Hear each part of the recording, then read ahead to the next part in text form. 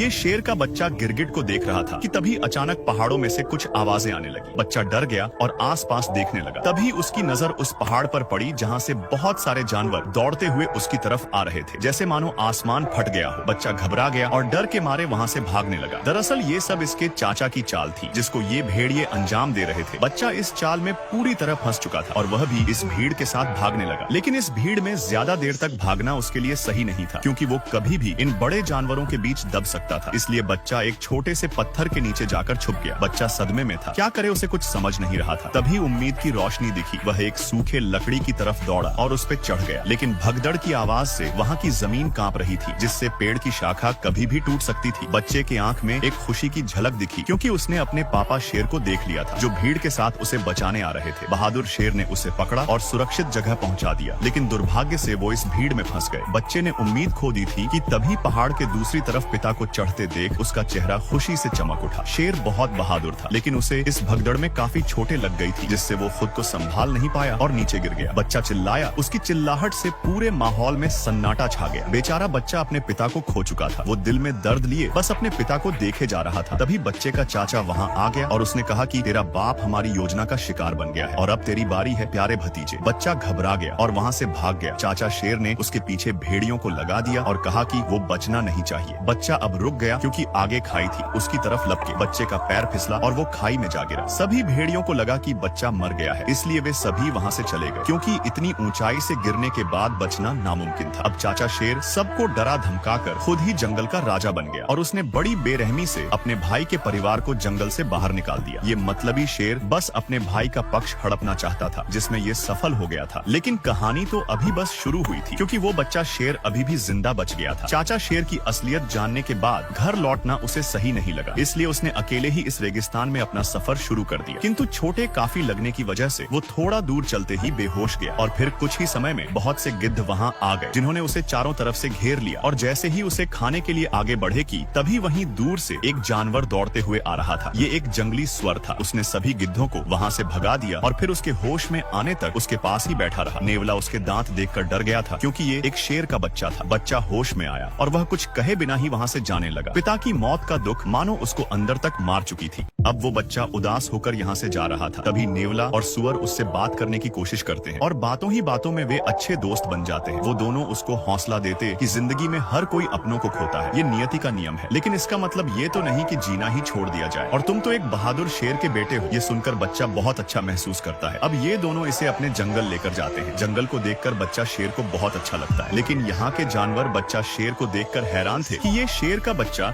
इनके जंगल में कहाँ से आया, क्योंकि इनका मानना था कि शेर कभी भी इनके हितैषी नहीं हो सकते। लेकिन नेवला और सुअर ने किसी की बात नहीं मानी और कुछ समय बाद सब लोग साथ में मिलकर रहने लगे। ऐसे ही साथ में रहते रहते कुछ साल बीत गए। अब वो बच्चा बड़ा हो चुका था, जिसको सब सिम्बा के नाम से जानते थे, जो बिल्कुल अपने पिता की तरह ही दिखता था। इधर चाचा शेर ने जंगल में टहलका मचा रखा था। वह अपनी भूख मिटाने के लिए निर्दोष जानवरों की हत्या करता। समय के साथ इसका लालच और भी ज्यादा बढ़ गया था। इसके राज्य में किसी को भी खाना नसीब नहीं होता था, क्योंकि ये अपने सिवा किसी को शिकार नहीं करने देता था, जिससे सिम्बा के परिवार वाले हमेशा भूखे रह जाते थे। लेकिन फिर भी सिम्बा के परिवार वाले बहुत बेबस थे। वे कुछ नहीं कर सकते थे, क्योंकि उनके चारों तरफ चाचा शेर का दबदबा था। और सिम्बा की माँ भी बहुत बहादुर थी। वह बोलती है कि हम अपने गौरव भूमि को ऐसे नहीं छोड़ सकते और न ही हम ऐसे भूखे मर सकते हैं। हमें कुछ न तो कुछ करना चाहिए। सभी उसकी बातों में हामी भरने लगते हैं कि तभी दूसरी शेरनी कहती है, लेकिन उस शेर के खिलाफ जाएगा कौन? किसमें इतनी हिम्मत है? तभी वहाँ भेड़िया आ जाता है और सिम्बा की माँ को अपने साथ लेकर जाता है। सब डरे थे कि अब क्या होने वाला है। सिम्बा की माँ शेर के पास जाती है तो शेर ने कहा कि मुझे पता है तुम लोग क्या योजना बना रहे हो, लेकिन तुम्हारी कोई भी योजना काम नहीं करेगी। सिम्बा की माँ ने कहा, आखिर कब तक तुम ऐसे निर्दोष जानवर की हत्या करोगे? बंद करो ये सब। तभी शेर कहता है कि शिकार करना हमारा फितरत है, अगर हम शिकार नहीं करेंगे तो हम खाएंगे क्या? तो सिम्बा की माँ बोलती है, लेकिन तुम गलत तरीके से कर रहे हो, यह सब गलत है। तो गुस्से में आकर शेर आदेश देता है कि ये बचा कुचा शिकार भेड़िया खाएंगे और तुम्हारा परिवार आज भी भूखा मरेगा, और फिर वहाँ से चले जाता है। इधर सिम्बा पूरी तरह से जंगल में घुल मिल गया था। वह अपने परिवार को भूल ही चुका था, लेकिन रात के घने अंधेरे में वह तारों की तरफ देखते हुए अपने पिता को जरूर याद करता और उदास हो जाता, क्योंकि पिता के मौत का दोषी वो खुद को मानता था। उसी समय उसका एक बाल टूटकर पानी में गिर जाता है, जिसे घास समझकर एक चिड़िया उठाकर अपने घोंसले में ले आती है और दूसरी चिड़िया उससे फेंक देती है, क्योंकि वह जानती थी कि ये घास नहीं एक जानवर का बाल है। अब बाल उड़कर जमीन पर जा गिरता है। तभी उस बाल को उठाकर एक चींटी लेकर जाने लगती है। वहीं पास में बैठे बंदर की नजर उस बाल पर पड़ जाती है। वह उसे उठाकर पहचान जाता है कि ये बाल सिम्बा का है, जिससे वो अंदाजा लगा लेता है कि सिम्बा अभी भी जिंदा है। ये संदेश उसके लिए और पूरे जंगल के लिए एक खुशी का संदेश था। उसे एक उम्मीद मिल गई कि भगवान के घर में देर है पर अंधेर नहीं। यहाँ सिम्बा के दोस्त पर एक शेरनी हमला कर देती है। उस जंगल में शेरनी घुस चुकी थी। सिम्बा के दोस्त अपनी जान हथेली में लेकर भाग रहे थे, लेकिन शेरनी के रफ्तार के आगे वे दोनों कब तक टिक पाते। अब दोनों का जान बचाना मुश्किल था, लेकिन तभी वहाँ सिम्बा आ जाता है और हमला कर देता है। दोनों ही शेर जाबाज थे, फिर भी शेरनी उसके मुकाबले में आगे निकल गई। उसने सिम्बा को दबोच लिया, लेकिन सिम्बा उसे पहचान लेता है और उसे लाना कहकर पुकारता है। शेरनी समझ जाती कि ये कोई और नहीं बल्कि सिम्बा है, क्योंकि सिम्बा ही उसे इस नाम से पुकारता था। दरअसल दोस्तों, लाना सिम्बा के बचपन का प्यार था, जो उसे आज कितने सालों बाद मिला था। सालों की जुदाई से दोनों बहुत भावुक हो जाते हैं। अगर प्यार में सच्चाई हो तो वो कभी न कभी जरूर मिलता है, देर से ही पर मिलता है। लाना बहुत खुश थी कि सिम्बा अभी भी जिंदा है। तभी सिम्बा ने कहा, लाना ये मेरा जंगल है, यहाँ तुम्हें बहुत सुकून मिलेगा। तो लाना ने कहा, सिम्बा ये जंगल छोड़ो और अपने घर चलो। तुम्हारे चाचा शेर ने हम पर बहुत जुल्म किए, उसने हमारे देवभूमि को नर्क बना दिया है। अब तुम्हें वापस चलना चाहिए। लेकिन सिम्बा जाने से मना कर देता है और लाना को यहाँ कुछ देर और रुकने को कहता है। लाना उसकी बात मान लेती है और फिर सिम्बा उसे पूरा जंगल घुमाने लगा। लाना को ये जंगल बहुत पसंद आया था। दोनों बहुत घूमते और बहुत सारी यादें बनाते। आखिरकार कितने सालों बाद सिम्बा अपने प्यार से मिला था। अब दोनों घूम ही रहे थे कि तभी लाना कहती है, अगर तुम जिंदा थे तो फिर घर क्यों नहीं आए? तुम्हें अपने लोगों की याद नहीं आती है क्या? तुम्हारे चाचा शेर ने हम सब पर बहुत जुल्म किए हैं, हमारी दुनिया ही उसने बर्बाद कर दी। तो सिम्बा कहता है, मुझे इससे कोई फर्क नहीं पड़ता, अब यही मेरी दुनिया है। सिम्बा पूरी तरह से बदल गया था। लाना ने कहा, सिम्बा तुम्हारे पिता बहुत बहादुर थे, लेकिन तुम उनके जैसे बिल्कुल भी नहीं हो। तुम तो बहुत मतलबी और डरपोक हो। लेकिन फिर भी सिम्बा जाने के लिए नहीं बोलता है, जिससे लाना गुस्से में वहाँ से चली जाती है। अब रात को सिम्बा उदास होकर जा ही रहा था कि उसे एक बंदर दिखता है। ये बंदर सिम्बा को जानता था, लेकिन सिम्बा इसे नहीं जानता था। बंदर उसके पास जाता है, लेकिन सिम्बा उसे पहचानने से इनकार कर देता। तो बंदर कहता है कि मैं तुम्हारे पिता को जानता हूँ और चाहो तो मैं तुम्हें उनके पास ले जा सकता हूँ। सिम्बा हैरान था, लेकिन खुश भी था कि शायद उसके पिता जिंदा है। अब दिल में उम्मीद लिए वह बंदर के पीछे दौड़ पड़ा। बंदर नदी के किनारे बैठ जाता है और सिम्बा को नदी में देखने को बोलता है। जब सिम्बा नदी में देखता तो उसे अपने में पिता की झलक दिखती है। बंदर कहता है कि तुम्हारे पिता तुम्हारे अंदर है, जिससे वह जोश में आ जाता है। तभी आसमान में बिजली चमकी और एक आवाज आई। ये आवाज उसके पिता शेर की थी, जो कह रहे थे कि बेटा तू जाबाज है, तुझे हमारी गौरव भूमि को बचाना है, क्योंकि हम एक जाबाज प्रजाति से हैं और शेर जंगल का राजा होता है। राजा ये सुनकर सिम्बा जोश से भर गया और अब उसके अंदर सोया हुआ शेर जाग चुका था। वो पूरी तरह से तैयार था। अपने गौरव भूमि को बचाने के लिए उसने जोर से दहाड़ लगाई और इस लड़ाई का आगाज कर दिया। अब यह सिम्बा का नया रूप था, जिसे हराना नामुमकिन था। सिम्बा अपने गौरव भूमि की तरफ निकल पड़ा और कुछ दूर पर उसे लाना भी मिल गई। लाना उसका यह रूप देखकर बहुत खुश हुई। अब दोनों साथ में अपने गौरव भूमि पर पहुंच चुके थे। अपने भूमि की ये हालत देख वह बहुत दुखी हो गया। तभी लाना कहती है, सिम्बा अब आगे क्या करोगे? बोली, सिम्बा आगे क्या करोगे? सिम्बा ने कहा, अपनी भूमि की रक्षा करूंगा, जिसकी जिम्मेदारी मेरे पिता ने दी है। उसी समय एक पक्षी उसके पास आया। ये सिम्बा के परिवार का हिस्सा था। उसने सिम्बा को प्रणाम किया। कुछ देर बाद सिम्बा के दोस्त भी आ गए। वे जानते थे कि यह लड़ाई आसान नहीं होगी, लेकिन फिर भी वे उसके साथ खड़े थे। सिम्बा ने उन्हें समझाया कि इस राह में मौत है, तुम लोग वापस चले जाओ। तभी सुअर कहता है, हम जब तक जिंदा है तब तक तुम्हारा साथ देंगे। इस युद्ध में सभी जानवर सिम्बा के साथ कंधे से कंधा मिलाकर खड़े थे। अब सिम्बा सभी को अपने साथ लेकर आगे बढ़ा, लेकिन सामने रास्ते में कुछ भेड़िए भोजन कर रहे थे। सिम्बा ने उन सभी का ध्यान भटकाने की जिम्मेदारी अपने दोस्तों को दिया। नेवला और सुअर उनके सामने आ गए और भेड़ियों का ध्यान अपनी ओर खींच लिया। भेड़िए उन्हें देखकर दहाड़ते हुए दौड़े और इस बीच सिम्बा लाना के साथ दूसरे रास्ते से आगे बढ़ गया। दूर पहाड़ी पर बैठा बूढ़ा बंदर ये सब देख रहा था। उसकी आंखों में वर्षों का अनुभव और अब एक नई चमक थी। उसने अपने हथियार को फिर से उठाया, जिसे उसने मुफासा की मौत के बाद त्याग दिया था, लेकिन अब सिम्बा के लिए वो भी लड़ने को तैयार था। इधर चाचा शेर सिम्बा की माँ को अपनी रानी बनने को बोल रहा था। अगर उसने ऐसा नहीं किया तो वो उनके पूरे परिवार को खत्म कर देगा, लेकिन सिम्बा की माँ मना कर देती है। तो चाचा शेर कहता है, मैं मुफासा से ज्यादा शक्तिशाली हूँ। इस पर सिम्बा की माँ कहती है, तुम मुफासा के सामने भीगी बिल्ली हो। चाचा शेर गुस्से में आकर शेरनी पर हमला कर दिया। चाचा शेर की नीयत बहुत खराब थी। जिसकी नीयत खराब हो वो दूसरों का कभी भला नहीं कर सकता है। तभी एक खौफनाक दहाड़ की आवाज सुनाई दी। ये दहाड़ सिम्बा की थी। सिम्बा को देखकर चाचा शेर डर गया। उसे लगा कि ये उसका भाई है, क्योंकि सिम्बा बिल्कुल अपने पिता के जैसे दिखता था। तभी सिम्बा ने कहा कि दूर हो जाओ मेरी माँ से। शेरनी की आंखों से आंसू बह निकले। सालों बाद वो अपने बेटे को देख रही थी। वो उसे गले से लगा लिया और कहा, बेटा इतने दिनों से कहाँ थे? तो सिम्बा कहता है, माँ अब मैं सब कुछ ठीक कर दूंगा। उसकी वापसी से जैसे पूरे परिवार को फिर से जीने की वजह मिल गई थी। अब उनकी जिंदगी में रोशनी आने वाली थी। सिम्बा को जिंदा देखकर चाचा शेर को बहुत गुस्सा आया और उसने कहा, भतीजे तुम्हें जिंदा देखकर बहुत खुशी हुई। सिम्बा ने कहा, काश चाचा तुमने थोड़ा अच्छा काम कर लिया होता तो शायद मैं तुम्हें आज छोड़ देता। तो चाचा शेर ने कहा, तमीज से बात करो, तुम इस जंगल के राजा के सामने खड़े हो। उसी समय लाना ने पूरे जंगल के सामने ऐलान किया, अब से हमारा राजा सिम्बा है और हम उसके लिए लड़ेंगे। सिम्बा के परिवार ने भी दहाड़ लगाकर युद्ध का आगाज किया। सिम्बा ने चेतावनी दी, अपनी हार स्वीकार कर लो चाचा, अब तुम्हारे पास कोई और रास्ता नहीं है। लेकिन चाचा शेर भी चालाक था। उसने कहा, अरे बच्चे, मैं नहीं चाहता कि मैं तुम्हारा काल बनूं। और तुम सबको पता है कि सिम्बा ने क्या किया है। प्यारे भतीजे, तुमने इनको बताया नहीं कि तुम अपने पिता के हत्यारे हो। अपना गुनाह कबूल कर लो और सबको बताओ कि तुम्हारे वजह से हमारे महान राजा मारे गए थे। अब सिम्बा का पूरा परिवार बेचैनी से सिम्बा को देखने लगा। तभी सिम्बा सिर झुकाते कहता, हाँ पिताजी, मेरे वजह से मारे गए थे। अब चाचा शेर ने अपनी चालाकी दिखाना शुरू कर दिया। उसने कहा, प्यारे भतीजे, तुमने इनको बताया नहीं कि तुम महाराज के कातिल हो। अब अपना जुर्म कबूल कर लो। ये सुनकर सिम्बा का पूरा परिवार सिम्बा को बेचैनी से देखने लगा। तभी सिम्बा ने सिर झुकाते हुए कहा, हाँ पिताजी, मेरे वजह से मारे गए थे। मौके का फायदा उठाते हुए चाचा शेर ने कहा, देखो, ये है तुम्हारा मसीहा जो अपने ही बाप का हत्यारा है। आज इसी की वजह से महाराज हमारे बीच में नहीं है। और ये क्या राजा बनेगा जिसने अपने ही पिता को निगल लिया। चाचा शेर ने अपनी चालाकियों से सिम्बा की आवाज को दबा दिया और उसके पूरे परिवार को उसके ही खिलाफ कर दिया। वो कहते हैं ना, सांप भी मर जाए और लाठी भी ना टूटे। ये वाली हालत उसने सिम्बा का कर दिया था। अब चाचा शेर उसे डराने लगा और कहा, मेरे कदमों में गिर भतीजे। तभी घबराहट में सिम्बा का पैर फिसला और अब वो चट्टान पर लटका हुआ था। उसी समय अचानक से एक आग उगलती हुई बिजली गिरी। अब वो समय आ गया था जब एक पापी का अंत होने वाला था। चाचा शेर ने कहा, यही खौफ मैंने तुम्हारे पिता की आंखों में देखा था, जब तुम्हारे पिता इसी तरह अपनी जान की भीख मांग रहे थे। फिर चाचा शेर ने उछलकर सिम्बा के पैर को दबा लिया और धीरे से कहा, प्यारे भतीजे, तेरे पिता को मैंने ही मारा था, बिल्कुल इसी तरह से, और आज तेरी बारी है। इतना सुनते ही सिम्बा को वो दर्द भरे पल याद आने लगे। सिम्बा की आंखों में आग जल उठी। उसने पूरी ताकत से चाचा शेर के बाल पकड़े और चट्टान पर वापस चढ़ाया और चिल्लाकर कहने लगा, कैसे भाई हो तुम जो अपने ही भाई को खा गया। तभी चाचा शेर ने कहा, ये अपना जुर्म छुपाने के लिए मुझे फंसा रहा है, इसकी बात मत सुनो। शेरनी ने कहा, जब तुमने महाराज को मारा नहीं तो तुमने उनकी आंखों में कैसे देखा। ये सुनते ही चाचा शेर का चेहरा फीका पड़ गया। अब उसका अंत करीब था। फिर भी उसने हार मानने के बजाय भेड़ियों को आदेश दिया, मार डालो इन सबको। वो सारे खतरनाक भेड़िए सिम्बा के ऊपर टूट पड़े। एक भयंकर युद्ध छिड़ गया। सिम्बा अकेले ही उन भेड़ियों का सामना करने लगा। इधर लाना ने भी परिवार को लड़ने का आदेश दिया। सिम्बा का पूरा परिवार एकाएक कर भेड़ियों पर टूट पड़ा। ये था एक भीषण युद्ध जो सदियों से रुका हुआ था। तभी इतने सारे भेड़ियों के बीच एक अकेला सिम्बा कमजोर पड़ने लगा। अपना पल्ला भारी देख सारे भेड़िए उसे मिलकर नोचने लगे। कमेंट करते ही पार्ट 6 मिल जाएगा।